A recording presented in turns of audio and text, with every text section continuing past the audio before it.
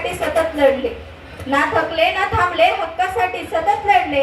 ज्यांच्या विचारांनी आज लाखोंचे जीवन बदलले, ज्यांच्या विचारांनी आज लाखोंचे जीवन बदलले, असे समतेचे दूत, ज्ञानसूर्य आणि सामाजिक ज्ञानाचे प्रवर्तक भारतरत्न डॉक्टर बाबासाहेब आंबेडकर यांना वंदन करून मी किरण सूर्यकांत माने माझ्या मनोगताला सुरुवात करते. आदरणीय व्यासपीठ, व्यासपीठावरील उपस्थित पदाधिकारी, मान्यवर मंडळी, कर्मचारी वर्ग आणि येथे जमलेल्या माझ्या सर्व बंधू भगिनींना माझा नमस्कार. आज 14 एप्रिल 2026 डॉक्टर बाबासाहेब आंबेडकर यांची 135वी जयंती साजरी करण्यासाठी आपण सर्वजण येथे जमलो आहोत. परंतु जयंती साजरी का करायची, त्यामागचं नक्की कारण काय? आताच आलेल्या काकांनी बरंच काही सांगितलं, पण मीही थोडंसं सांगते. बाबासाहेबांची जयंती ही फक्त जयंती नाही, ही एक विचाराची आणि परिवर्तनाची प्रेरणा आहे. बाबासाहेबांनी ज्या अत्यंत कठीण परिस्थितीतून शिक्षण घेतलं आणि समाजाला नवा मार्ग दाखवला, हीच गोष्ट आपल्याला आयुष्यात कधी हार न मानण्याची एक प्रेरणा देऊन जाते. बाबासाहेबांची जयंती हा फक्त उत्सव नाही, तर ही एक आपली जबाबदारी आहे की समाजात समता आणि मानवता वाढवू. बाबासाहेबांनी संविधान लिहिलं, संविधान लिहिताना सर्वांना समान अधिकार दिले आणि आज आपण जे अधिकार आणि स्वातंत्र्य उपभोगतो हे त्यांचीच एक देणगी आहे. त्यामुळं त्यांचे विचार हे आजच्या पिढीला समजणं आणि हेच पुढच्या पिढीपर्यंत पोहोचवणं ही जबाबदारी आपली आहे. यामुळे ही भीम जयंती साजरी करायची. जेथे अन्याय होता तिथे त्यांनी आवाज उठवला, जेथे अंधार होता तिथे त्यांनी दिवा पेटवला. गरिबीत जन्मूनही स्वप्न मात्र मोठं पाहिलं आणि या जनतेला समानतेचा मार्ग दाखवला. अशा डॉक्टर बाबासाहेब आंबेडकरांचा जन्म हा सामान्य कुटुंबात झाला होता, परंतु त्यांना सगळ्यात मोठं आव्हान होतं ते म्हणजे सामाजिक भेदभाव. महार समाजात जन्माला आल्यामुळं लहानपणापासूनच त्यांना अस्पृश्यतेचा सामना करावा लागला. पण सोपं होतं का हो? त्या काळातील व्यवस्थेच्या विरोधात जाऊन आपल्या भारताचं संविधान लिहिणं, फक्त संविधान लिहिलं नाही, तर प्रत्येकाला समान अधिकार देणं काही सोपं होतं का? परंतु माझे बाबासाहेब कधीच खचले नाही. त्यांनी जिद्दीने उभे राहिले, लढले आणि सर्वांना समानतेचा मार्ग दाखवला. आज जरी आपलं भारत स्वतंत्र आहे, जरी आपली लोकशाही इतकी सुंदर आहे, तरीही कुठे ना कुठे जातीवाद, धर्मवाद यावरून राजकीय घडामोडी, दंगे फसाद चालूच आहे. आज अनेक जण म्हणतात की एक चहावाला प्रधानमंत्री होतो, परंतु मी असं म्हणेन की ज्या मुलाने वर्गाच्या दाराबाहेर बसून शिक्षण घेतलं, ज्या मुलाला त्या वर्गातील पाण्याच्या माठातून पाणी प्यायचा अधिकार नव्हता, त्या मुलाने या भारताचं संविधान लिहिलं, त्या संविधानामुळे एक चहावाला पंतप्रधान बनतो, हे सांगणं आजच्या काळाची खरी गरज आहे.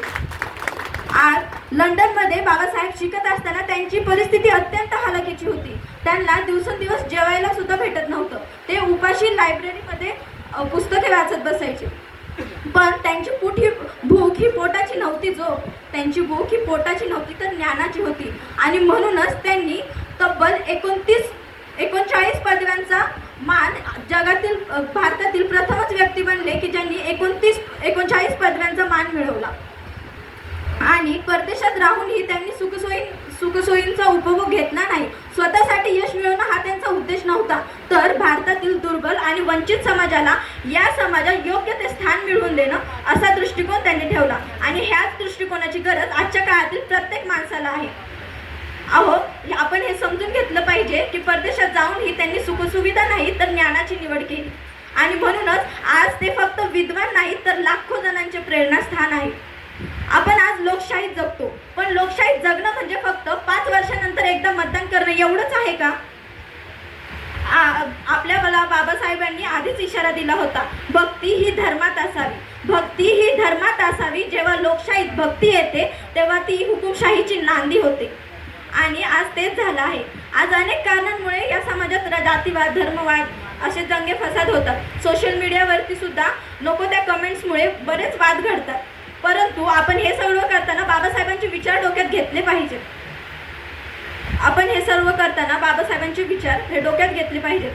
बाबासाहेबांचे आज सोशल मीडियावरती बरेच विषय चालू आहेत की पुतळे उभा करू नये किंवा पुतळे उभा करा, त्यांची विटंबना होते. पण मी असं सल्ला देणं चुकीचं आहे की पुतळे उभा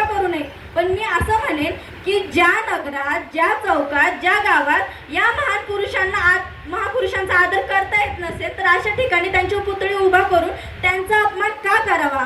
आणि जरी असेल एखाद्या राजकीय व्यक्तीला किंवा गावकरी लोकांना या मोठ्या महापुरुषांची पुतळी उभा करण्याची हौस, तर तिथे 24 तास पहारेकरी तैनात करा, जेणेकरून आपल्या धर्मवादात, आपल्या जातीवादात, आपल्या नको त्या विचारांमुळे या मोठ्या माणसांचं कार्य, त्यांच्या विचारांना, त्यांच्या व्यक्तिमत्वाला कलंक तरी लागणार नाही.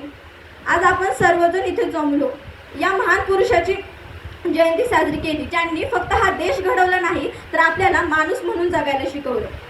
आज प्रत्येक जण बाबासाहेबांचे विचार डोक्यात घेत आहे, परंतु काही ठिकाणी अजूनही धर्म, जात या गोष्टींमध्ये विळखून पडलेला समाज आहे. मी असं म्हणेन की बाबासाहेबांचे पुतळे आणि फोटो डोक्यावर घेऊन नाचा, नक्की नाचा, पण त्याआधी बाबासाहेबांचे विचार डोक्यात घ्या. ही आजच्या काळाची खरी गरज आहे.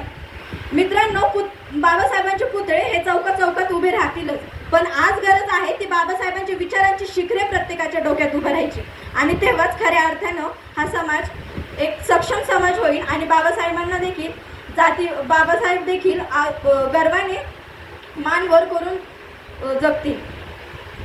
शेवटी मी एवढंच विनंती करते सर्वांना की भीमगर्जनेसाठी 2 मिनिट सगळ्यांनी उभं राहावं.